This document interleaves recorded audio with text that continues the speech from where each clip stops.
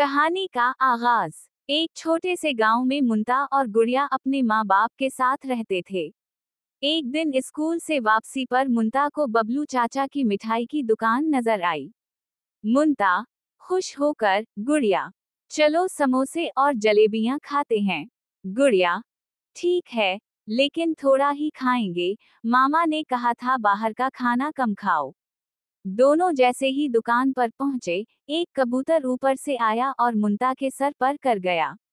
मुन्ता गुस्से से, हाय अल्लाह, ये क्या हो गया? बबलू चाचा हंसते हुए, अरे मुन्ता, ये तो इत्तेफाक है। कहते हैं कबूतर की पोप में भी बरकत होती है। मुन्ता को बहुत गुस्सा आया और वो समोसे लिए बगैर ही वापस चला गया। अगले दिन बारिश हो रही थी। स्कूल बंद था। मुन्ता और गुड़िया घर में थे कि दरवाजे के पास एक बच्चा भीगता हुआ दिखाई दिया।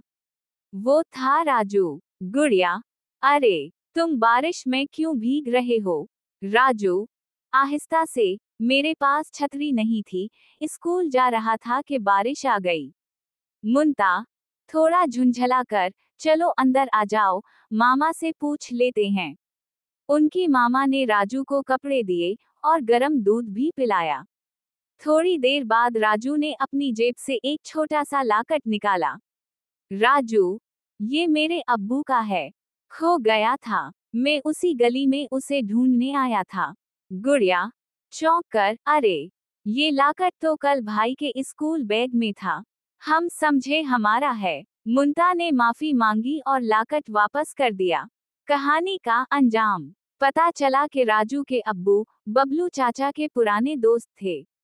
सब बहुत खुश हुए और बबलू चाचा ने सबको मुफ्त में जलेबियां और समोसे खिलाए। बबलू चाचा हंसते हुए, देखा मुन्ता, इत्तेफाक में वाकई बरकत होती है। अगर वो कबूतर तुम्हारे सर पर ना करता, तुम नाराज ना होते और वो लाकट बैग में ना गिरता, तो आज ये सब ना होता।